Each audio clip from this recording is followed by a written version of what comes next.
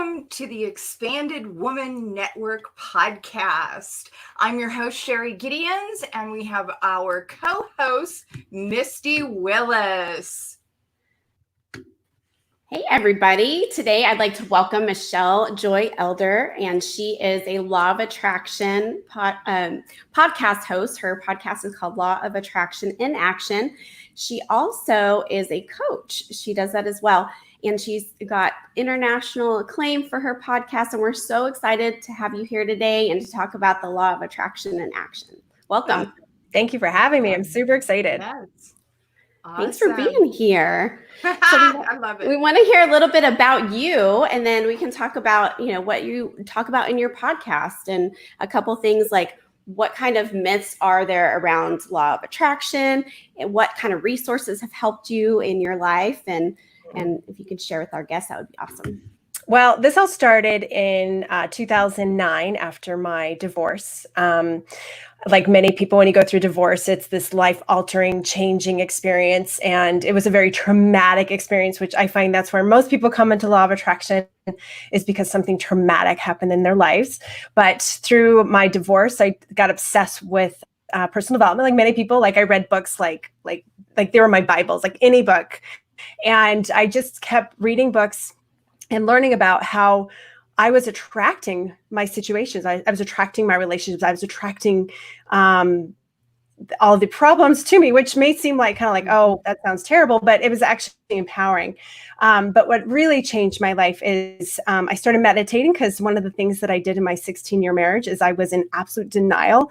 Denial was not a healthy place, but it kept me safe, but it wasn't where I wanted to be anymore. So I started to meditate, and through only about 3 months of meditating, it was mind-blowing how quickly I had a spiritual awakening. And it was one of those moments where I went from not believing in God. I didn't grow up with religion or really spirituality, but I felt so close to the divine, where I saw a slither of light of this beautiful divine energy. And it was a feeling of this is my truth. So long story short, after I had that experience, I felt like I had a near-death experience. Literally everything changed. I was a nurse at the time. I loved being a nurse. I thought I'd be a nurse forever, but I became almost like I was downloaded, this is your purpose, without really knowing what it meant. It was like a feeling of this is what I'm supposed to do, but I don't know what it means and I don't know why. But and then I found this book called The Soul Loves the Truth by Denise Lynn. She's a Hay House author, and I knew nothing about Hay House at the time. I didn't know about Louise Hay or Wayne Dyer or anybody, but I read her book and I'm like, oh my gosh, I found my mentor. I found the person I want to be and meet, and this is my woman.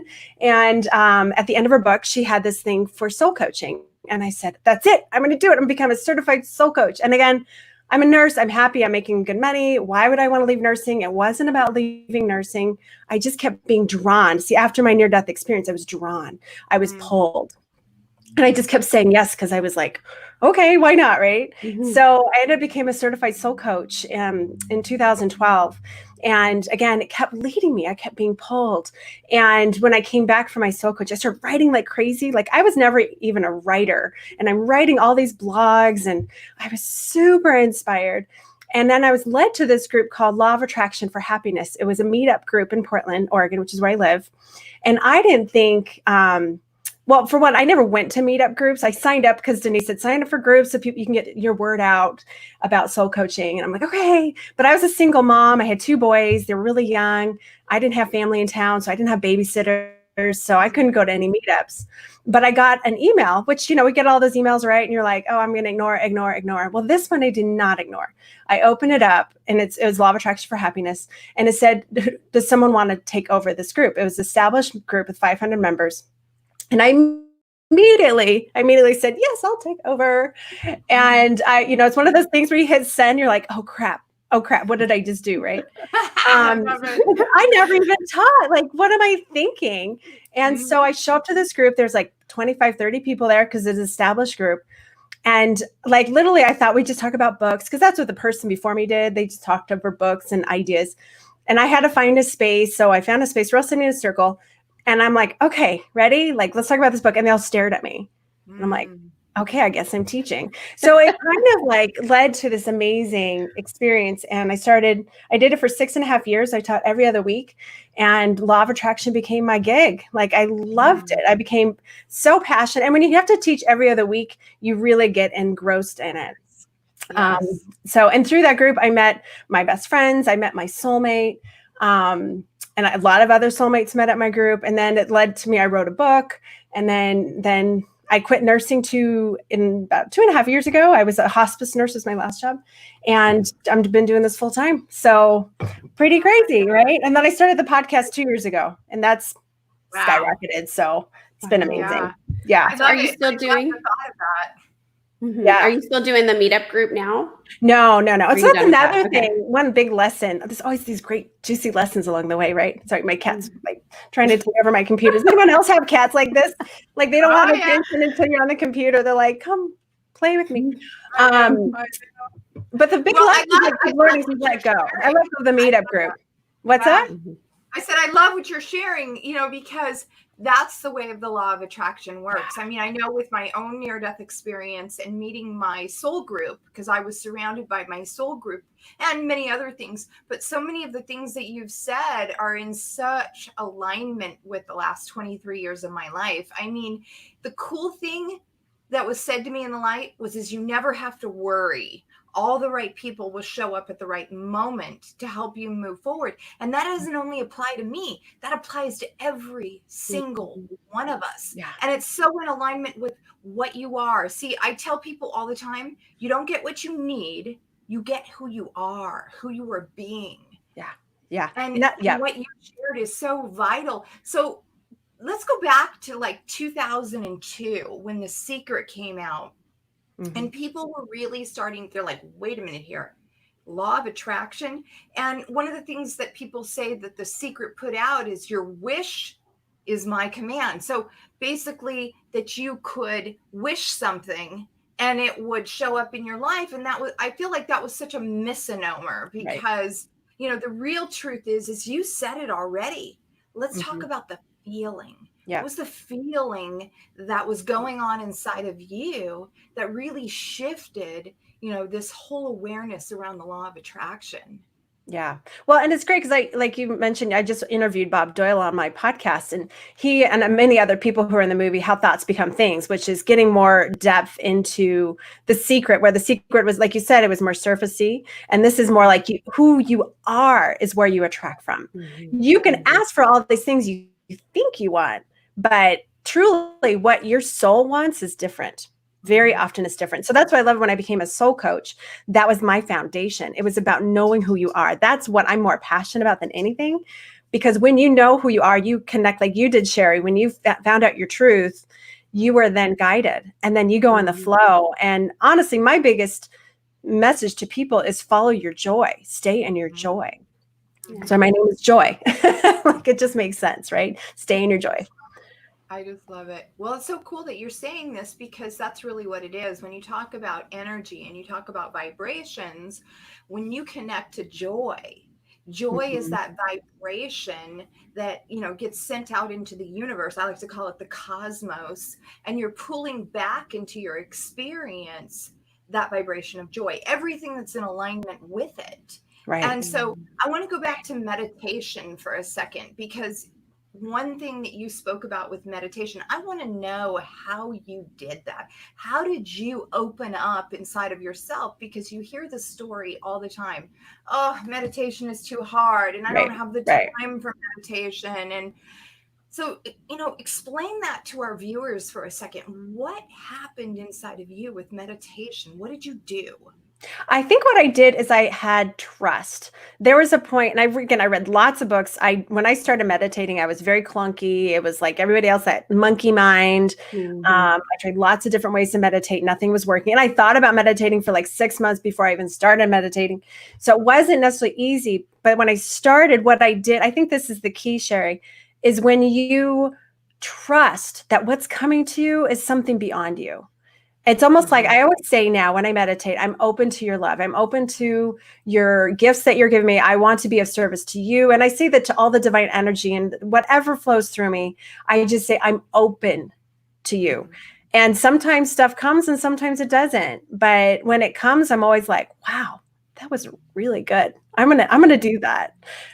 So it's just being open and don't question. We often question. I'm also a past life coach, which I learned through Denise, Lynn, and a lot of with past life regression, people are like, well, am I making this stuff up? Well, maybe, but you know what? It's our imagination that actually leads us to the good stuff. So our imagination is actually part of the divine process, I believe. Absolutely, actually. Yeah. I love that. Well, part of it too is that, we get into this, we want to think all over the place when we go into meditation. And, for a long time in the beginning for me with meditation was as my mind would go here and it would go there and it'd be all over the place. And what I learned through meditation in my own process was to just keep bringing it back to nothingness, keep going into nothingness and allow myself to just surrender into nothingness. Yes. Yeah. Surrender. It's a practice. It's a practice. I mean, it was really difficult for me to meditate at first because my brain is going 100 miles a minute. I have all these plans and goals and dreams and all this stuff, and it's just going crazy. And it took me a long time to like finally stop and feel and just go down there. And somebody told me once to pretend like there's a package and you're putting a package into a package into a package. And so that's almost like a meditation in itself. You're just like watching this package, like go inside the next package. And that actually helped a little bit because then I was focused on that one thing versus all the different things that were trying to come into my head. Another thing I think why I opened up so much is I was at a point where I was willing to dive into my fears, dive into my shadows. I was in a really big place of just owning all of my emotions. I was crying a lot. I was journaling. I would say, okay, I'm going to be real. I really want to know my truth. And in that was this, it's scary. People don't want to do that. They don't want to know their ugly side. They don't want to fess up. I had a lot of shame that I wasn't willing to face. And I sat with that shame. And it was through that I think I had the spiritual awakening, because you have to almost like get into every human part of your being to push through. And you probably know that, Sherry, like you when you die, you give it all up. And then you're like, you completely surrender into what's our truth. And that's what I did through with that spiritual awakening is I surrendered completely. And that nothingness is actually the most beautiful everythingness that I can imagine. Well, part of it for me too was that I had this amazing download, and the download was the version of me that I had came to be in this lifetime. And so I was shown all of the purposes that I believed I could come in this lifetime, and that I could remember who I truly was. Yeah. And so I didn't realize, when I was given this choice to come back in, because I had been shown her from the highest her, the highest me. And she was loving and caring and beautiful and non-judgmental. I mean, unconditional loving. And so when I came back into the body, this is in the 90s, and we were approaching Y2K, we were approaching 2000, and the world was not yet in this openness and this, vibrational state where we were realizing we create our own reality from our beingness. So what did I experience? I experienced all of the lifetimes of karma, that I still had to shed, that I still had to let go of. And, so many of us we're unconscious that we keep repeating this over and over until we finally, like what happened with you finally say, I'm ready. And I trust. Yeah. And so what happened with me is I literally walked homeless on the streets. I lost everything, every physical possession that I had. And the world just basically classified me as scary Sherry, and that I was absolutely nuts. But what happened for myself is just what you've been talking about. It was in that aloneness. It was in that surrender that I discovered who I truly was. And so the great part about it is that the right people were showing up it was crazy amazing. People would show up and give me a message in the moment, or I'd be walking down the street and a sign would appear on a wall, and the wall would say, you have not been forgotten. You can't make it. Oh my gosh. Yeah. Wow. Yeah. So, and that's the magicness of this world. This world is miraculous. I mean, my gosh, girl, I just adore. I can feel your love. I can feel, where Thank you're you. Thank at. you. I Oh feel my it God. too with you guys. Yeah. Yeah. I think, Well, I go on. no, I was just going to say, my gosh, I want you to share more about what are the steps that a person, if they are just right now in the beginning of this and Mhm. becoming aware and wanting more in themselves, what are some of the steps that they can start in themselves to start attracting, what they really want, this Yeah. law of Yeah. attraction, Mhm. what they really want? Yeah, I think the biggest thing is to first stop and pause and stop like trying to, because we try to cover it up, right? That's the whole denial. Like I was so good at denial. And when you finally say enough's enough, I have to get real. And that means actually looking at your life now without judgment, without harsh words, or, if those need to come out, journal, but always come back to love. And so really the first step is self-love, is coming back to loving yourself. And the biggest reason why people stay in their dysfunction is they judge themselves on their dysfunction. And if we stop judging ourselves and say, put your hand in your, I tell people all the time, put your hand in your heart and say, it's okay. It's okay that I'm a little messed up. It's okay that, I did X, Y, and Z. Or my past was X, Y, and Z. It's okay. And luckily I grew up with the mom who always raised us like that. She's an amazing single mom of 6 kids. She's amazing. But for me, and I tell people this, and a lot of people I coach, you need to just love yourself. Stop beating yourself up. That's step one. Step two is really pay attention to what's around you and the people around you and the toxic energy. And again, Denise Lynn teaches a lot about space clearing. She was actually on Oprah for space clearing. So I learned a lot from her on how important it is to make your home environment something that like soothes your heart and fills your soul. So if you see things in your house that every time you walk by, you're irritated or it makes you mad, or say it's an old picture of an aunt you can't stand, but yet you keep it up because you think it's family, you have to have it up, take that down. And so we can't, and also don't feed your brain negative stuff like the news. It's just like the hardest thing for people right now, especially we can only help people when we fill ourselves up. We cannot help through anger or fear. We have to come from love.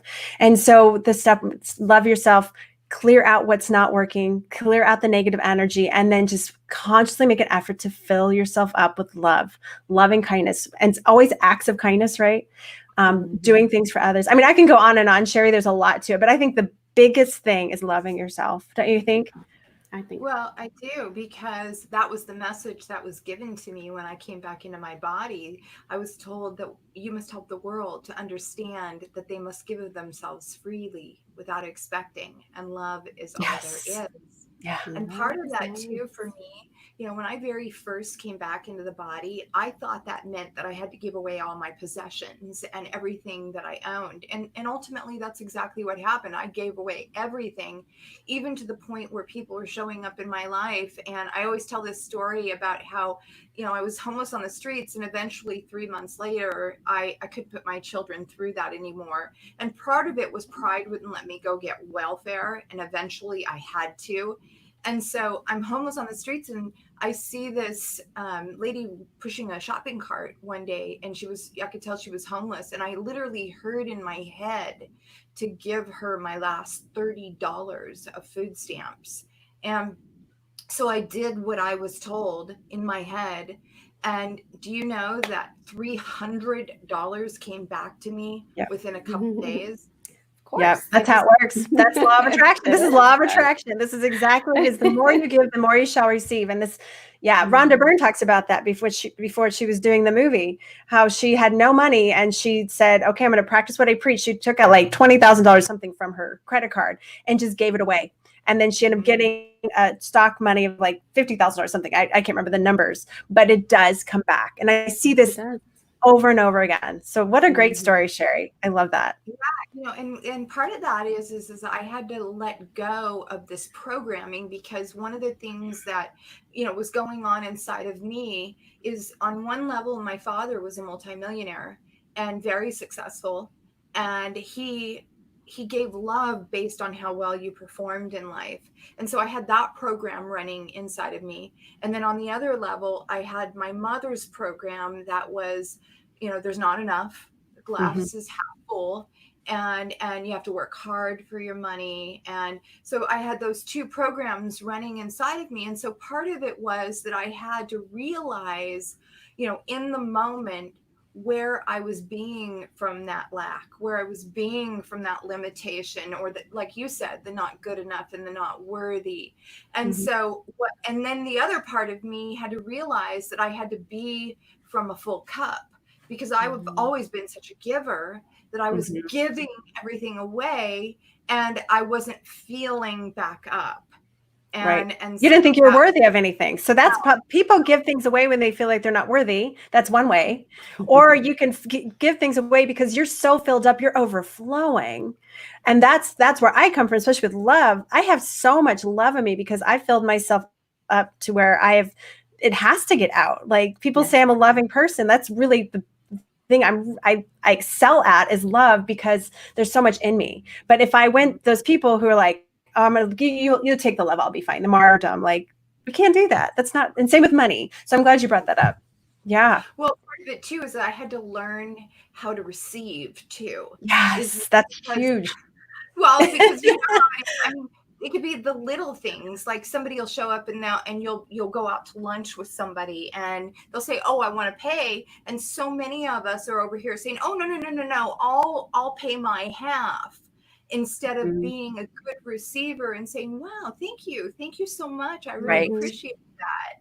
Right. There's actually books on that where people are not attracting through law of attraction because they're not willing to receive. You have to, and that's been a problem for me because I've always been very independent. I take care of myself. I always have. And since I stopped working full time and been trying this entrepreneur life, as you know, as entrepreneurs, it's not always easy.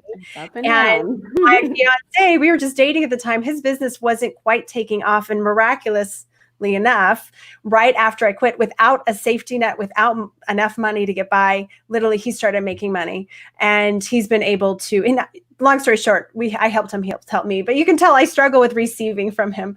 But that's been my word of the year, is receiving. And with what happened with the pandemic, I'm really proud. Misty, you and I talked about that. Yes, we did. Receiving, because this is a time where I'm not comfortable with receiving, but I have to be right now. And it's been a really good lesson. Yeah.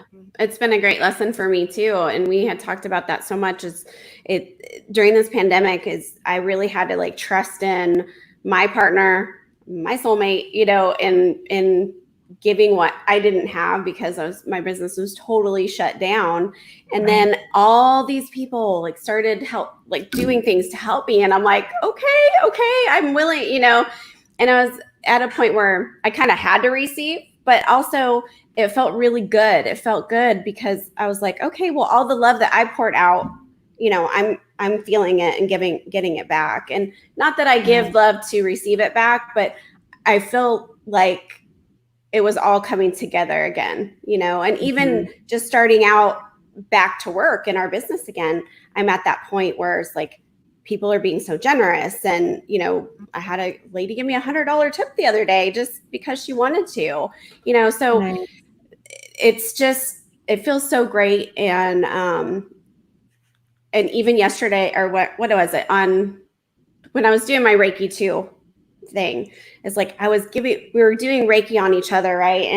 And I was having a hard time like getting into the space where they were giving me the Reiki. It's like I was giving it to everybody else, but it was really hard for me to like receive that, and my brain was going everywhere. So it's a practice. Yeah. It is a practice, and we're not all perfect. But it's necessary.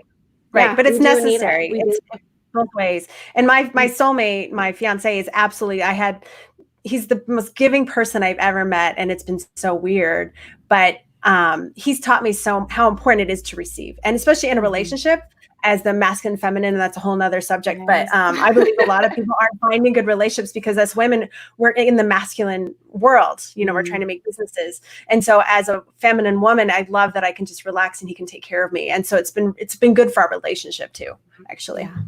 Ooh, I want to talk about that for a second. So in using law of attraction in relationships, see, that's one of the things that I'm so fully conscious and aware of, and have been able to heal my relationship, because when I very first recovered, I attracted this amazing man into my life when I was homeless on the streets. So I've been homeless twice. And so I'm in Venice Beach, and part of it was surrender.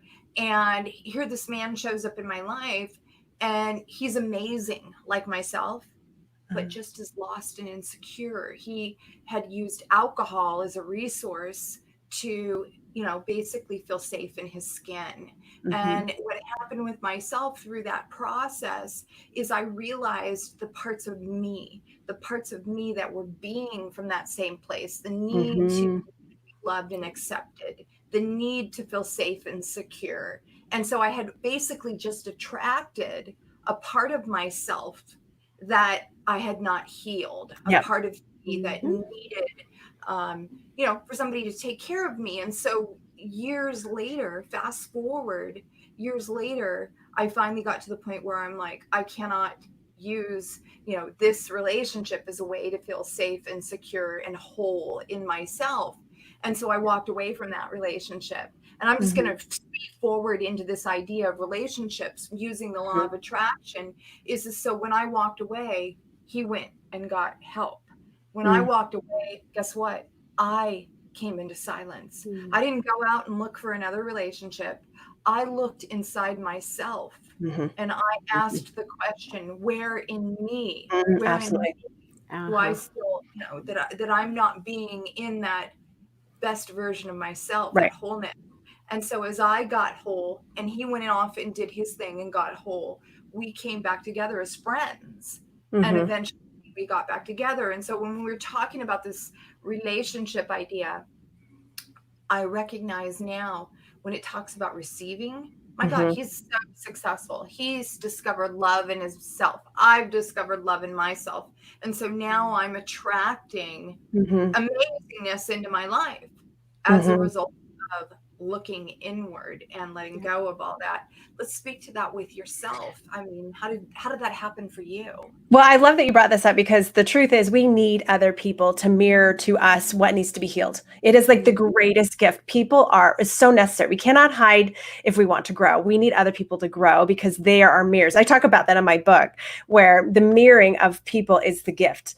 But I've noticed with my soulmate, and I actually did a whole section on my podcast called Soulmate Saturdays, which I recently just stopped, but they're on Saturdays. I have several recorded, but I interview soulmate couples and ask them, well, how did you meet each other? And what did you do to prepare? And all these, what is a soulmate relationship? And so what I'm finding universally, and what was fine for me, especially for me and my soulmate, is, well, for one, like attracts like energy. He and I are so much alike, but it's because we both did our work. So like you said, Sherry, you had become a whole person. My ex-husband, I was very much not a whole person. I was looking at him to fix me. He was looking at me to fix him. It was not healthy. But with my soulmate and I, we are both whole people. We aren't perfect, but we bring out the best parts of ourselves with each other. And that's the thing with soulmate relationships. They're always about helping the other person grow. That is so important. It's not about being, super romantic or like, butterflies. It's more like, I love and respect you so much. I want you to grow and be the best human being possible. And that's a soulmate relationship. And so it's so important. How do you do that? Because I know that so many people hear these things and they're asking the questions, how do I do that? Where do I start? Loving yourself. Hands down. Loving yourself. Every single interview I've done. This is why I love that I did these Soulmate Saturdays, because I know what a soulmate relationship is, but there's so much controversy out there, like twin flames and soulmates. What's that? What is a soulmate relationship? Well, a soulmate relationship, it's about loving each other so much that you let them grow. It's the big thing. That's a quality I see with everyone, is they want their partner to grow. It's because a lot of toxic relationships are like, no, you can't grow because I need you to stay here. I can't have you change. That freaks me out. Because they're be better than me. Right. But if you love yourself, right, you know who you are, or at least you're working on knowing who you are, you're being real about who you are, then you're going to attract that same person. Because that, like law of attraction, we attract from our soul. And so when you want to attract a soulmate, you are attracting because you know who you are and you worked on knowing who you are. And then that person who's a match can see you. But if you don't know who you are, your match can't see you. So the first thing you need to do is know who you are. And that is through self-love, because that's where it starts. Once you love yourself, then you're willing to look at the parts that are ugly and say, it's okay.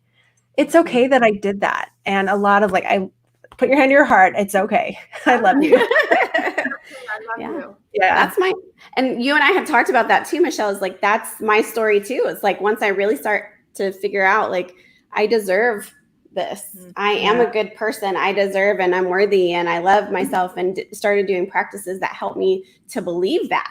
Right. Because you have the dialogue, and I don't know, I know Sherry's relationships and too, it's you have that dialogue, that tells you you're not enough, and things keep coming up for you that way. And even when I met Sherry a few years ago, I was in that same mode. It's oh, why do you want to talk to me? So even just my friendships, the relationships, friendships, all of those things have totally morphed or manifested into the law of attraction of the like against like. And she's you're just like me. And I'm oh, okay. Yeah, right. And as we work together, it's the more I realize, yes, I am good. We have different skill sets, but we're both great equally, and that's why you're here too. So. Oh, thank you. Well, that's what I interviewed some really big people, and I'm always I can't believe I'm interviewing them. But when I talk to them, I'm we're just the same. Love is the same. Love is exactly when you probably saw with your NDE, Sherry. We are all the same. And so, but when you feel that love, you are going to attract people who also feel that love. And it's a wonderful place to be, isn't it? It really is. Yeah. And I see that all the time with my podcast. I attract so many great people. And every interview I do, I'm I love you. Let's be friends. It's just such a connection. Yeah. I love it. That's so cool. And for myself, because so many people want to know the how. And so, I always tell people, part of it is letting go of the ego. Yeah. Part of it is realize, when we live in the moment, because really part of the best part that has come to me through my own personal growth has been learning to live in only today, letting go of yesterday, because yesterday is over. And, even like Dr. Joe Dispenza, he talks about how we live 95% of the time in the past, and we're conjuring up all of those emotions and those feelings, that are attached to something that was, and what was is over. So when we come into the moment and we live in the present, when you talk about those mirrors, when those mirrors show up, what I've learned to do is to look at them as a body of light, because you look at the cosmos, the universe, God, everything that is infinite. We are like a sponge in this body of pure light, this body of pure love. And we don't realize that there's this psychic body, this part of us that is, pure energy, pure love. But we spend most of the time in that part of ourself, what we call free will, that part of ourself that is attached to what was. So right now, in this very moment, just like you said, I want to be friends with you. Boom, boom. That's my love. A sugar boom, boom. That's my connection to the playful real Sherry. The love. I love it. Love wagon. So what do you do in the moment when those mirrors show up? The moment that says, this is the moment that's in front of you, and whether it's good or bad, how do you address that? Again, I'm always encouraging myself to feel the feels, just be with it. I also did, which you guys, this is monumental. I have to tell you, today's my last day of my 365 days of miracle moments. I know. I was going to say that. I'm oh my God. Yeah. Can you believe you've gone through the whole year? No, but it's 2 years, because I did 365 days of joy. I did a full year of joy. I had 5 days between, and then I'm on my second year. So I do have to say, though, it's been a blessing, because there are many days where I'm not in the mood to do it. I'm not in a good mood. I'm not in joy. I don't feel like a miracle. Life feels bad right now, especially with, what's going on in the world, right? And what's been the greatest gift, which I'm going to talk about when I do my video later today. I haven't done it yet, but it's the gift that those videos gave me is said a reminder every day. I'm committed to my joy. I'm committed to seeing life as miraculous. And even on those really bad days, guys, I'll be like, okay, I have no idea what to do. All right, God. All right. I'm going to give you a count to 10 and you're going to give me an idea. And literally something would come. And then I'd be like, well, there you go. Oh, it would come at number 3. I'm like, 1, 2, 3. Oh, there it is. Okay. We didn't have to get to 10. But like, that's how miraculous life is. So no matter how down I would get, I would have my joy videos, my miracle videos to remind myself that it's a choice. My happiness, my joy, how I see life is a choice. Now, am I going to have those negative thoughts? Of course. And I'm going to own them and I'm going to love them because it's part of being human. I'm not a Pollyanna. I don't think we should all be positive all the time. We grow through the contrast. Like Abraham Hicks would say, we grow through the contrast. So to me, I'm about life in general, but my videos have been such a blessing. As hard as they've been such a blessing. And I encourage everybody to have some practice to say, okay, today what is Joy asking me today, and do it. Like, just have that be a practice, right? You don't have to do videos like me, but. Well, that was coming up in my brain as you were talking about this, is like, hey, that is a great practice to have, even though we're doing those types of things when we're meditating or whatever, but just to have that practice of like, this is what I'm going to realize every day. Mm-hmm. And I think that helps with growth too. And I think that's why I love grew. Yeah. Well, I think that's what I love about law of attraction more than attracting things. To me, I don't care about attracting things anymore. To me, I love the law of attraction, knowing that I'm in control of my life, that I have the ability to change a thought. I have the ability to change what's being attracted. I have the ability to grow and learn from the mirrors of the world. To me, that's what's more exciting. It's about personal development, personal growth, and becoming the best, most loving version of me than it is about attracting things. Things are great. And it's more of like an experiment. Like, what else could I attract? It's not important. You know, love is what's important. But I think all those things follow. Yeah, absolutely. Right? Like, again, I would not knock it. I'd be like, bring it on. They just all follow when you're in that mode. It's like part of it, you know, you start manifesting other things, not just. Right. Why not? Things, right. So why we not? deserve it. In life. We really do. Yeah. Exactly. Yeah. So do you have a practice the moment you get up in the morning? Do you have, like, I like to call them my daily non-negotiables. So I have a morning practice. Do you have a morning practice? I do. What I do is I write down positive aspects of my life, like things that I, like literally first thing I grab my journal, positive things in my life. And then I'll write a page of something that I want to manifest in my life. Cause I love visualizations. And writing it down and daydreaming because it makes me feel good now. It's about now, guys. And it also is miraculous because those things turn out, right? So I love just writing like, a year from now or 10 years from now, or just, my boys are now 14 and 15. Like, imagine when they give me grandkids, like, oh, I love having the grandkids over. It's so much fun. And because it feels good. So I write a page of that and then I go meditate for about 20 minutes. And I'm not consistent on this, guys. I don't want people to think that I'm always doing it. But the days that I do this practice, I have a fantastic day, hands down. And I walk in nature a lot. I live by a beautiful forest, and I spend a lot of time in nature. I love that. Well, that's where I was homeless on the streets, is in nature. And I lived in the forest for 3 months. Wow. Wow. That was pivotal in my surrender is I learned to talk to the trees, to hug the trees, and gain energy from the trees, to allow the trees to fill me up. Yeah.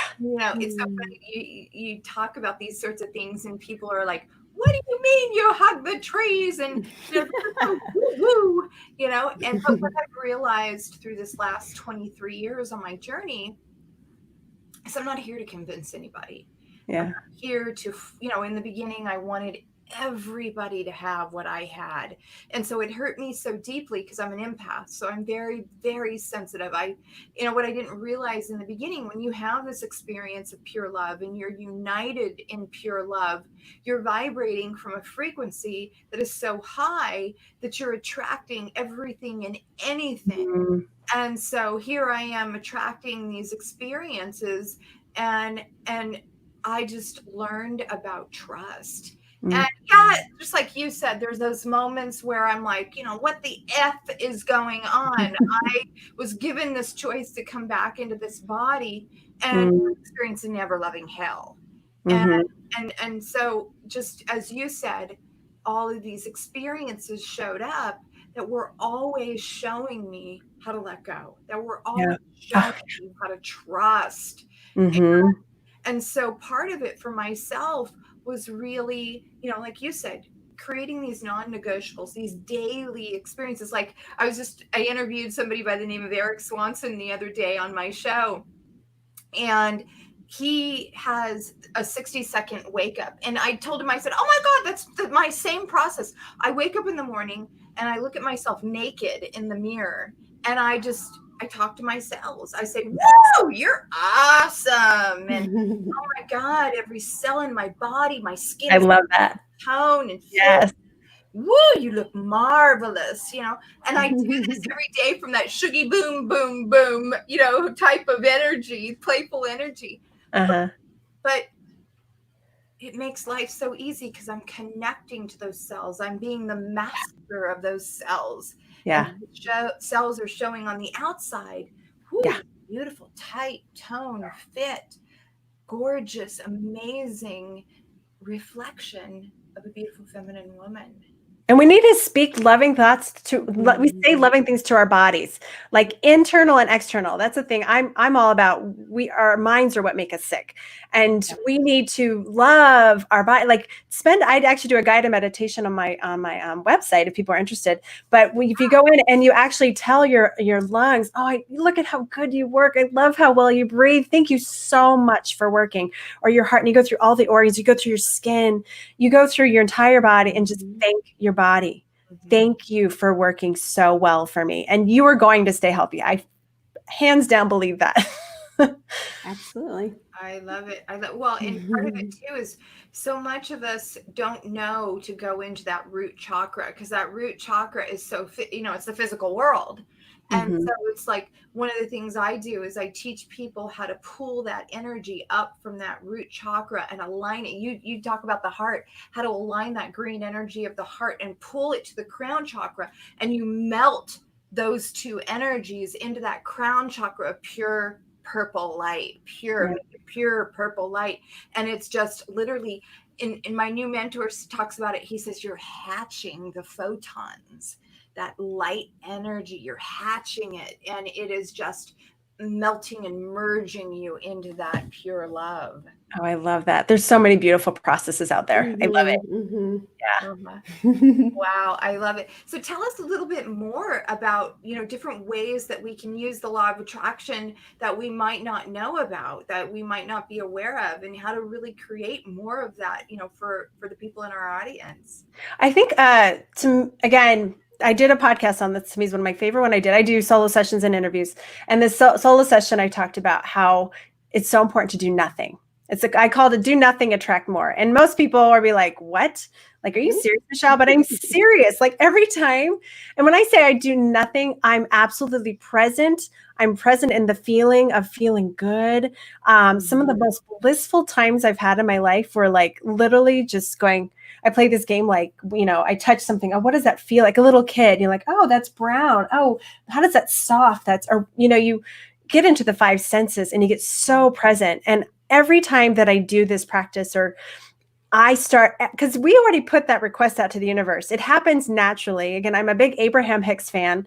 Sure, and step one is it's the asking. The asking happens through contrast. So we're always asking. And so one thing that I think it's happening naturally, your only job is to get into that place of peace and joy. And that happens when we often stop trying too hard. We stop being in the ego. We go for walks in nature, and hands down, we're going to get inspired. I heard a masterclass with Sarah Blakely, who does the Spanx, and she got her inspiration while she's driving. Again, she knows law of attraction. She doesn't use those words, law of attraction, at least the interview I heard, but she talks about like how she just, was open up to any idea. She said, okay, I don't know the answer, but all I know is I want to help women feel good about their bodies, whatever. There's one big request. Now she's a billionaire. Okay. So she worked hard, mind you, but she was in her passion. She was in her joy, and she let go. Mm-hmm. So you have to ask and then let go, and not get into that ego and just do nothing. And doing nothing means being in that place of joy and peace and that yummy of like, I'm just going to love this moment. And then you'll be like, whoa, where'd that idea come from? You know, it's great stuff. That's my biggest preachy thing that I tell people. Do nothing. Yes. Be your joy.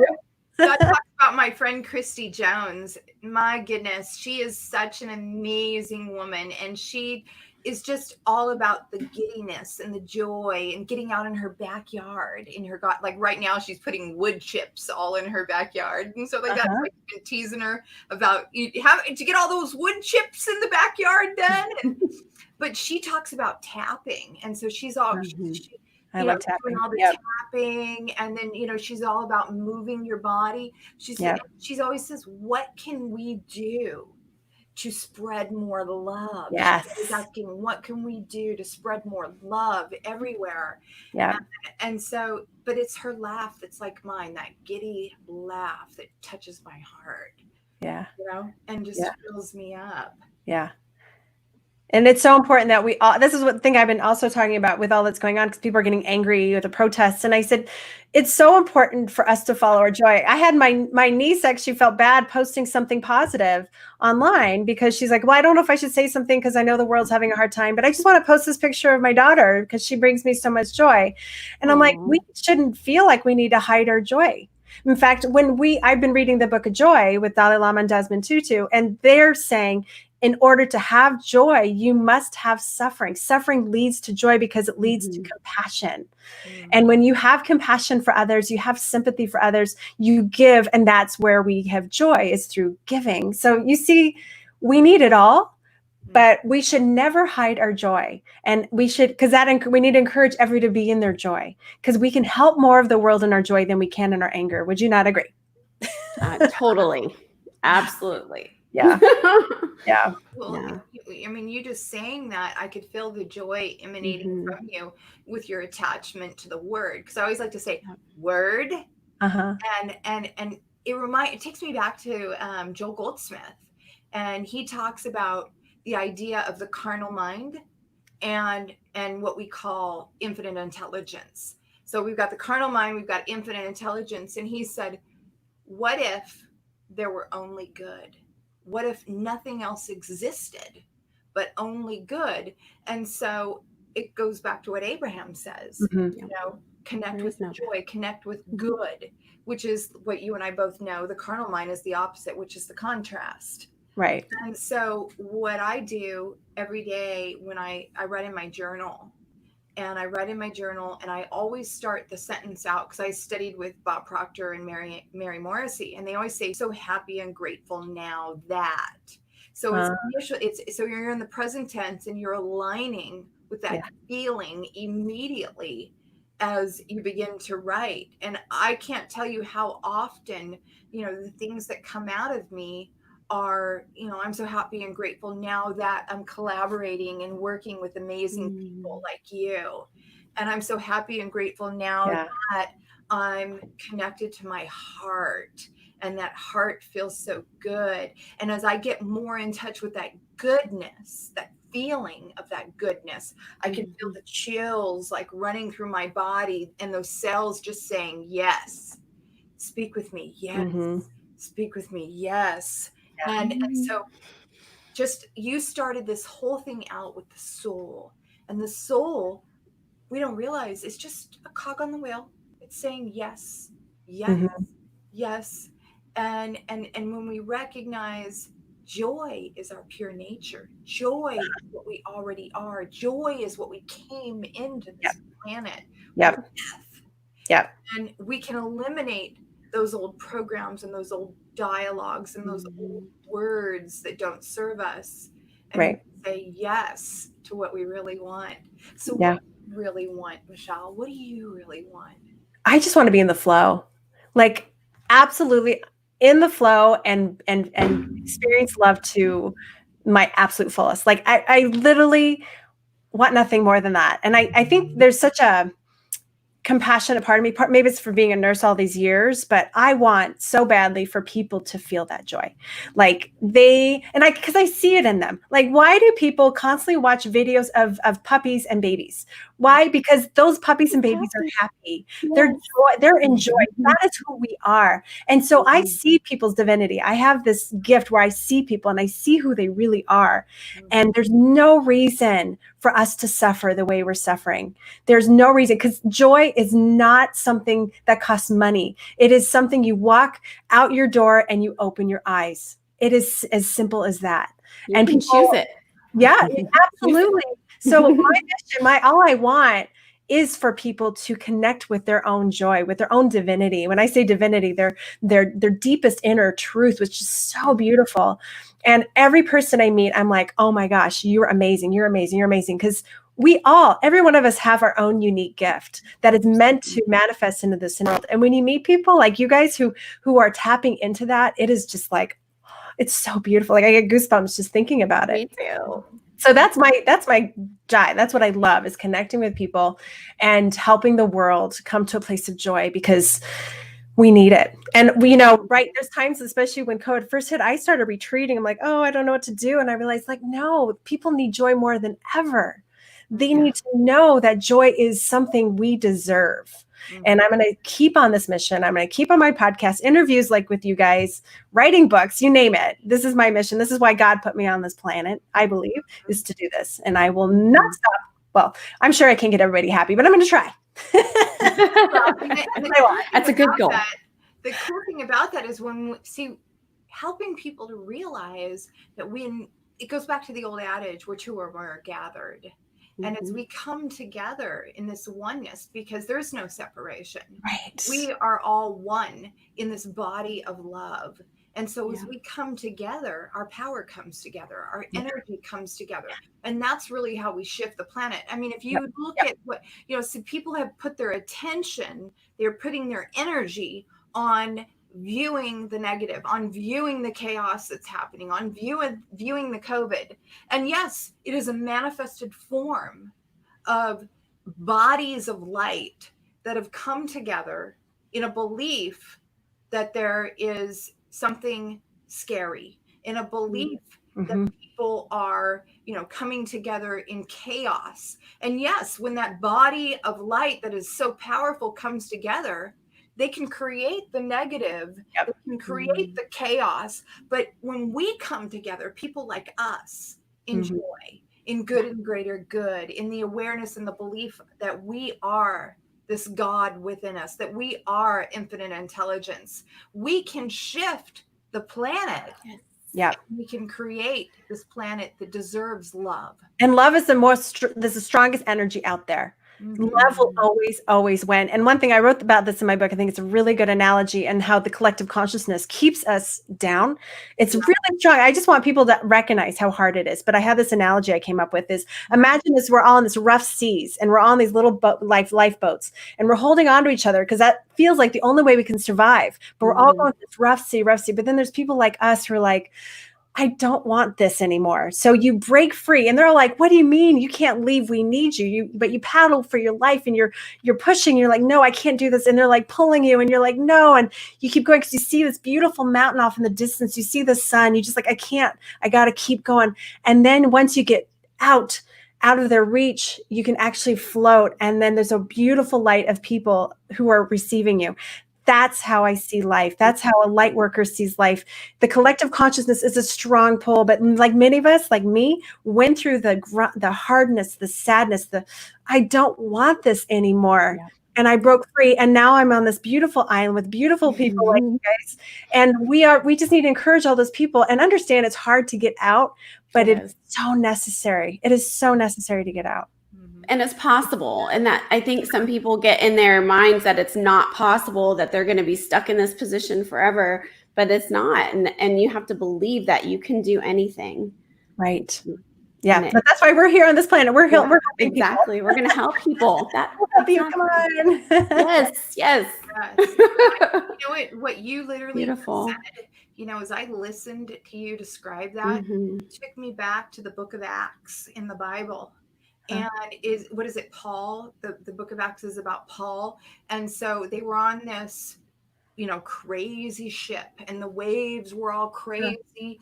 And so God told him to tell all of the people on the ship that they weren't going to die, that they were going to be okay.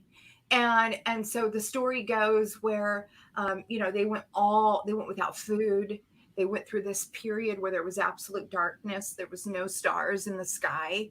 And he kept telling them to trust, to have faith, that they were going to make it, that they were going to be okay. And it reminded me of what you're saying, where we go through these, like you said, the contrast. We go through these periods of sadness and darkness, and there's that struggle with belief. But as we keep growing that belief in ourselves, when we keep growing that trust in ourselves, and we keep surrendering, what happens is we, like you said, we draw the people, the collective consciousness, the people that are in our lives that, have the right message. The right message shows up at the right moment. The right person shows up to give you what you need in the moment. And so what has come to me recently, it's called the regathering, the gathering. And so as you described that story, what I was seeing in my head is the gathering. All of these light bodies, these light workers are showing up together. It is time. It is now. And we are showing up together to spread this body of love. Be this body of love. And you know what? This is part of our spiritual evolution. I recently listened to a video with Rob Bell. I don't know if you know Rob Bell. He's a Christian teacher, but he's kind of gotten away from Christianity. I'm not even Christian, but he's really good. But he talks about how the spiritual evolution, we've always been evolving throughout time. He showed how we were particles, and then we're cells, and then we're bodies. That's part of nature. We're always growing. And he believes our next evolution, which is the part that got me so excited about what's going on right now, is the next part is to evolve as a community, because we've been so separate. But now, because we're being forced away, you know what happens when you're forced away? You're like, no, I want to be together. So we're being drawn together more now than ever.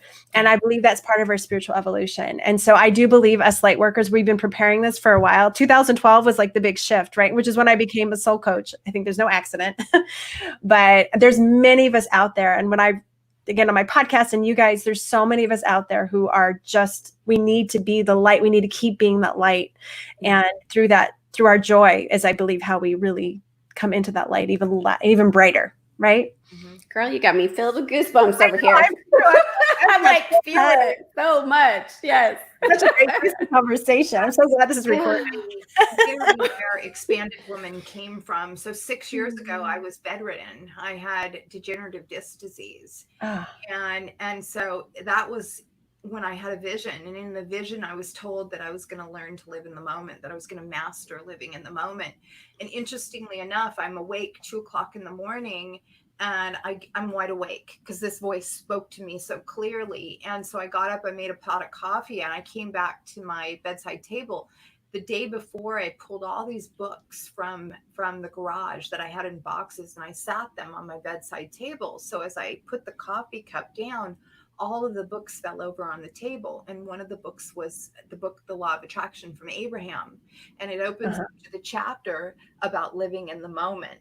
And so literally, that's when my husband, he walked away and had his bottom. So I was all alone, and I was going through this whole new period of surrender.